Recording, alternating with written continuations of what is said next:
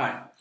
Today we're going to be talking about how business communication differs across different countries. The specific nation we're talking about is Japan. What I like to do when I think about different communication techniques in different cultures and different nations is to kind of put it with an example.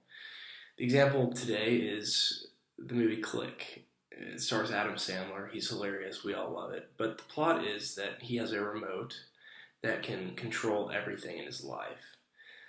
He's an architect, and he's sitting in a conference room with some Japanese investors that are building a hotel.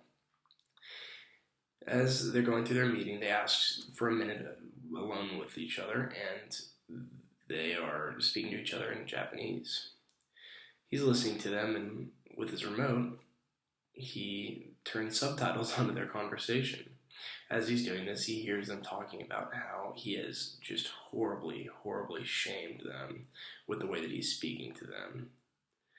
And this is a great example of kind of intercultural confusion because he had no idea he was doing this. But at the same time, his ignorance to that does not excuse the way that he shamed them. So kind of jumping in, we need to talk about social customs, the economic institutions, and the applications, and what can happen if you're not aware of the culture that you're referring to, in this case, Japan, and the things that can happen if you don't understand them. So some of the greetings that you might use if you're meeting a Japanese customer or a potential business partner for the first time is a limp handshake, a shallow bow, or a deep bow to the waist.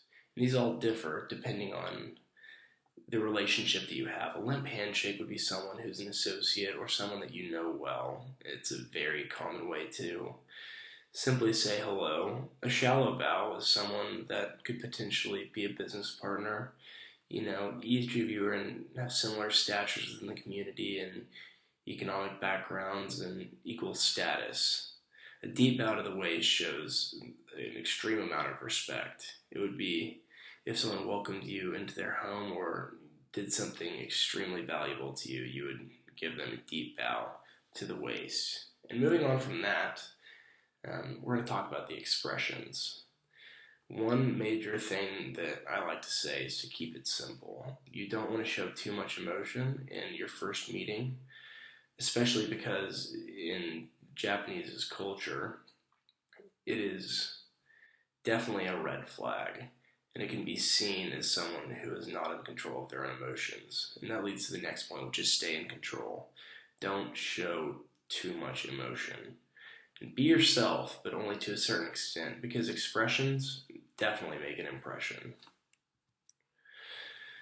Moving on from face-to-face communication, let's talk about the economy and the social institution of Japan. Some of their principal products are vehicles, machinery, including computers, electrical machinery, and optical, technical, and medical apparatus.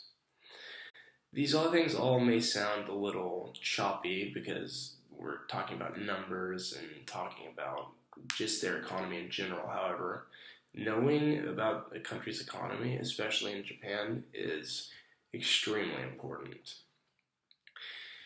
Moving on from that, the labor there. There used to be many hours in a day for one single Japanese worker because they believed that one would wake up in the morning, work all day, go home and go to bed at night. It was kind of their sole purpose in life. But moving on from that, they moved to more workers and fewer hours so that the middle class workforce would be more properly represented within the community. And the Japanese government really led the way into labor reform for them. And now their workers will work less than American workers on average.